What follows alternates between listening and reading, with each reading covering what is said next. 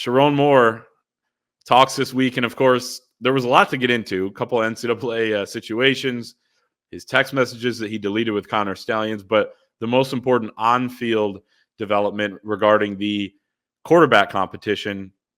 And the update was basically no update. And he says they've all been very good. They've all had their days. One guy's been good. One guy's been really good. The other guy's been even better. So not a front runner, kind of an even playing field right now. We'll see how this goes into this week, next week, and then game week. He later said, when asked about a timeline, that this could go into game week or even game day.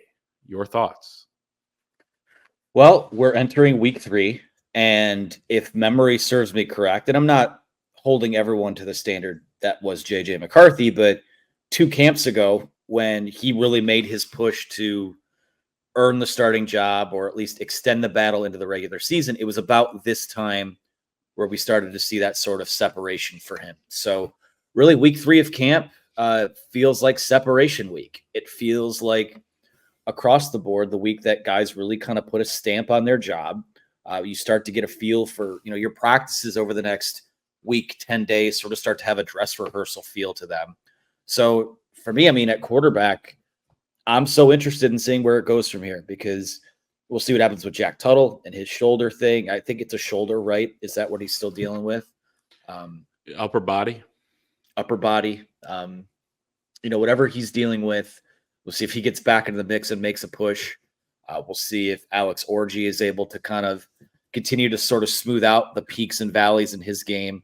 We'll see if Davis Warren can continue to be the best passer, pure passer of the 3, based on the camp intel. So not surprised. Also, at this point, I think there's going to be a lot of mystery surrounding that. At least, even if 2 of these guys play in the Fresno State game, I could see this kind of being a lingering mystery that goes into Texas week, because, there's the chess match of making sure Texas is caught off guard too. So in the here and now, I believe them when they say they don't have a guy. I think they've been pretty forthright about who leads at other positions. When we talk about offensive line battles, talk about like a couple weeks ago when Sherrone Moore says that Jair Hill leads at number 2 corner. I think if they had a guy that led, they would probably say it, but quarterback's still a little bit different because he's the maestro of the offense, and knowing that this offense can take a lot of different shapes and forms depending on who's back there, I think they'll continue to kind of keep it a bit of a secret. Yeah, no, it's kind of interesting because I don't think I didn't expect anything different than what exactly we got, even if there was a front runner at this point. And, I tend to believe there probably isn't, especially if Jack Tuttle is or was at one point during camp limited physically due to an injury, because that certainly factors in if he can get back healthy and then make his own push. It'd be kind of, it'd be too early to say that, somebody else is the favorite or, is going to win the job or something like that. But you said it. The offense is going to be different depending on who the quarterback is. So keeping that close to the vest is important.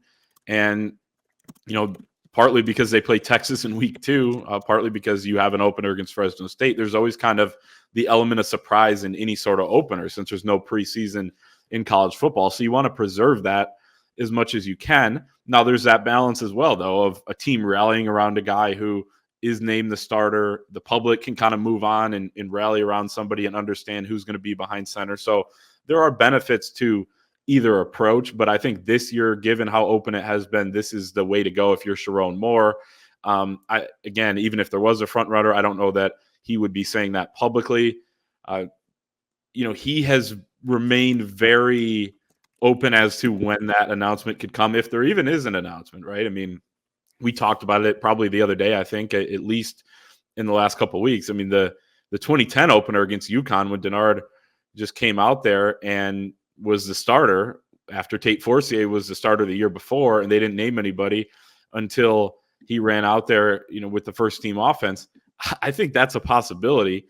I think they're going to play multiple quarterbacks, likely against Fresno State, potentially also against Texas. So do you think this goes into the season, into game day, as far as what the plan actually is going to be? I feel like it might. I feel like it truly has a chance to do that. And, Fresno State is no slouch. Like, it's not like you're playing UConn or Hawaii or someone to start the year where you're favored by 45 points. So, I mean, you need to take that opponent seriously, but there's also it also comes with knowing that whoever, like from their perspective, they want to be able to be comfortable with whoever they throw out there. So they might be comfortable playing two guys against Fresno State. I think that, again, if we go into the Texas game where the platoon is still kind of the plan, it might change the way I view that game or, the predictions for that game in that week. But I think that it's tried and true. Like if they decide to use the quote unquote Michigan method to determine who this quarterback is going to be, and it stretches into game week, I think that's okay. I think they can probably beat Fresno State by a few scores, regardless of who's out there. But I think you really want to make sure you get this right ahead of the Texas game, because these are playoff games, basically. Texas week 2 is a playoff game. USC week 4 is a playoff game. Your trip to Washington week 6, to me, that has the same feel as a playoff game would. So, you want to make the best decision for not just the season opener, but the long term of your season too. So to me, if it goes into the regular season, I think I'm okay with that. I think people are going to be uncomfortable because you want to hear, this is the time of year you want to hear that someone has just stepped up, grabbed the job, and now you have 2 weeks to go into the regular season where so-and-so is taking first team reps. I don't know that there's been that separation yet. I know that they're comfortable with the guys they have, but don't put a deadline on yourself if it needs to go a little bit longer. So if it does, I think you gotta trust Sherrone Moore and trust Kirk Campbell in that. And if those are playoff games, there is a loser's bracket then to this playoff, because you can still work your way back in. And look, even if you lose against Texas, which would be less than ideal, you still are unblemished in terms of your Big Ten record, and you can earn an automatic first-round bye if you win the Big Ten. But it's obviously a huge game and could set the tone and give them confidence going forward if they're able to win it.